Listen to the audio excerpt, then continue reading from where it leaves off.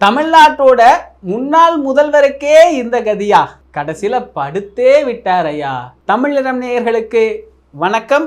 நான் இளந்திரையன். 2021 தேர்தலுக்கு பின்னாடி அதிமுகவில் இருந்து நீக்கப்பட்ட அல்லது வெளியேறிய தமிழ்நாட்டுடைய முன்னாள் முதல்வர் திரு ஓ பன்னீர்செல்வம் அவர்கள் முன்னாள் முதலமைச்சர் செல்வி ஜெயலலிதாவால் முதலமைச்சராக அடையாளம் காணப்பட்டவர். தமிழ்நாட்டை 3 முறை முதல்வராக ஆட்சி செய்தவர். திறம் வாய்ந்த அரசியல் தலைவர் என்றெல்லாம் போற்றப்பட்டவர்.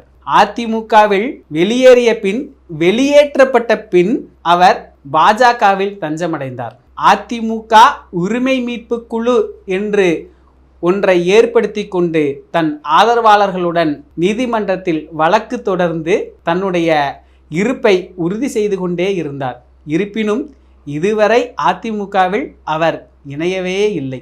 அதிமுகவின் கொடியை கூட பயன்படுத்துவதற்கு அவருக்கு தடையெல்லாம் கேட்டார்கள் அதிமுகவினர். இப்படியான நிலையில் தேர்தல் நெருங்கிக் கொண்டிருக்கக்கூடிய இந்த பரபரப்பான காலகட்டத்தில் தன்னுடைய இருப்பை நிலைநிறுத்தி கொள்ள கடுமையாக போராடி கொண்டிருக்கிறார். சில நாட்களுக்கு முன்னாடி தன்னுடைய இருப்பை நிலைநாட்டிக் கொள்ள எந்த நிபந்தனையும் இல்லாமல் நான் அதிமுகவில் இணைய தயார் என்றும் சொல்லி பார்த்தார். எடப்பாடி பழனிசாமி அவர்கள் இவரை துளியும் மதிக்கவில்லை. அமித்ஷாவும் இவரை கண்டுகொள்ளாத காரணத்தால் விஜய் அவர்களின் செயல்பாடு மிக நேர்த்தியாக இருக்கிறது என்று விஜய் பக்கம் சாய்வதாகவும் ஒரு கருத்தை தெரிவித்தார். அதே சமயம் தன்னுடைய ஆதரவாளர்களுடன் செப்டம்பர் 4 மிகப்பெரிய மாநாடு ஒன்றை நடத்தப் போவதாகவும் கூறியிருக்கிறார். இப்படி பரபரப்பாக தன்னுடைய இருப்பை நிலைநிறுத்திற்காக அவர் பல அறிவிப்புகளை வெளியிட்டாலும் எடப்பாடி பழனிசாமி அவர்கள் இவரை மீண்டும் கட்சியில் இணைத்துக் கொள்வதாக எந்த சமிக்கையும் தெரிவிக்கவில்லை. இந்த நிலையில் தமிழ்நாட்டை 3 முறை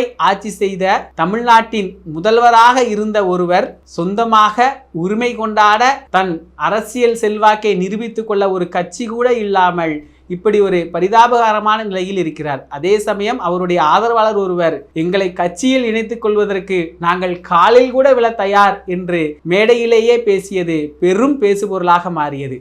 தமிழ்நாட்டின் முன்னாள் முதல்வருக்கு இப்படி ஒரு கதியா என்ற நிலை தமிழக அரசியல் சூழலில் ஏற்பட்டுள்ளது. நன்றி, வணக்கம்.